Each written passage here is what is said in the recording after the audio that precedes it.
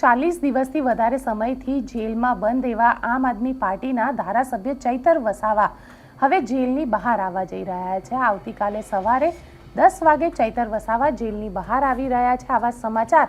આમ આદમી પાર્ટી તરફથી આપવામાં આવ્યા છે અને ચૈતર વસાવાની સાથે તેમના પત્ની શકુંતલાબેન તેઓ લગભગ જેલમાં જ હશે, કારણ કે સવારે 10 વાગ્યાનો આ જે સમય છે તે આમ આદમી પાર્ટી તરફથી આપવામાં આવ્યો છે। આવતીકાલે શકુંતલાબેનની બેલ એપ્લિકેશન ઉપર હિયરિંગ થવાનું છે અને શકુંતલાબેનને લગભગ માનવામાં આવી રહ્યું છે કે જે મુખ્ય આરોપી છે એટલે કે ચૈતર વસાવા તેમને જામીન મળી ચૂક્યા છે, તો શકુંતલાબેનને પણ આવતીકાલે જામીન મળી જશે। એટલે સવારના જ સમયે ચૈતર વસાવા રાજપીપળાની જે ડિસ્ટ્રિક્ટ જેલ છે તેમાંથી બહાર આવશે અને જેલમાંથી બહાર આવીને એક મોટી રેલી સ્વરૂપે તેઓ જે એમનો વિસ્તાર છે ત્યાં આગળ જશે અને ત્યાં આગળ એક મોટી જનસભાને પણ સંબોધિત કરશે। તેમની સાથે માનવામાં આવી રહ્યા છે કે ઈસુદાન ગઢવી, ગોપાલ ઇટાલિયા, મનોજ સોરઠિયા જેવા આમ આદમી પાર્ટીના ગુજરાતના જે નેતાઓ છે તે નેતાઓ પણ ત્યાં આગળ હાજર રહેશે અને ચૈતર વસાવા જે સમયે જેલની બહાર આવશે ત્યાં આગળ જે સુરક્ષા વ્યવસ્થા છે સુરક્ષા વ્યવસ્થાને પણ વધારી દેવામાં આવી છે। આવતીકાલે સવારથી જ જેલની બહાર મોટી સંખ્યામાં પોલીસ ડિપ્લોય કરી દેવામાં આવશે અને સાથે સાથે જ્યારે આમ આદમી પાર્ટીના કાર્યકર્તાઓ જે છે તેમને કહેવામાં આવ્યું છે કે તેઓ જે જેલ વિસ્તાર છે તે વિસ્તારમાં ન જાય, કારણ કે સુરક્ષાના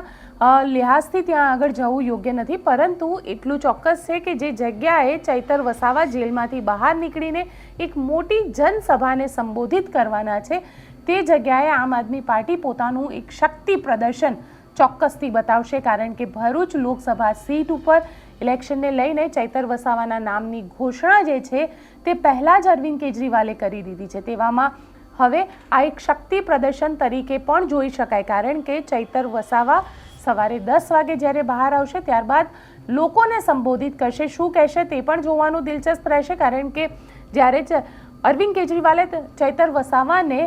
આમ આદમી પાર્ટીના ઉમેદવાર ઘોષિત કર્યા હતા ત્યારે ચૈતર વસાવા જેલની અંદર હતા। ચૈતર વસાવાને મળવા માટે અરવિંદ કેજરીવાલ અને ભગવત માન બંને જેલમાં ગયા હતા, પરંતુ ચૈતર વસાવા જેલની બહાર જ્યારે આવી રહ્યા છે ત્યારે તેમની પહેલી પ્રતિક્રિયા શું હશે તે અમે તમને નિર્ભય ન્યૂઝ પર બતાડીશું। સાથે સાથે એ પણ આપને જણાવી દઈએ કે આ આખા મામલાની અંદર હવે જોવાનું દિલચસ્પ રહેશે કે ચૈતર વસાવા જે છે તે અત્યારે તો ગુજરાત વિધાનસભાનું સત્ર શરૂ થવા જઈ રહ્યું છે, એટલે માટે એવું કહેવાય રહ્યું છે કે તેઓ ગાંધીનગર MLA નિવાસસ્થાન જેમ ત્યાં છે ત્યાં રોકાશે, પરંતુ ચૈતર વસાવા પોતાના ચૂંટણી લડવાની જે રણનીતિ છે તે રણનીતિ કઈ રીતે બનાવશે, કારણ કે કોર્ટે શરતી જામીન આપ્યા છે અને શરતી જામીનની અંદર જે નર્મદા જિલ્લો છે તેની અંદર ચૈતર વસાવાના પ્રવેશવા ઉપર પ્રતિબંધ મૂકવામાં આવ્યો છે। તો જોવાનું પણ દિલચસ્પ રહેશે કે ચૈતર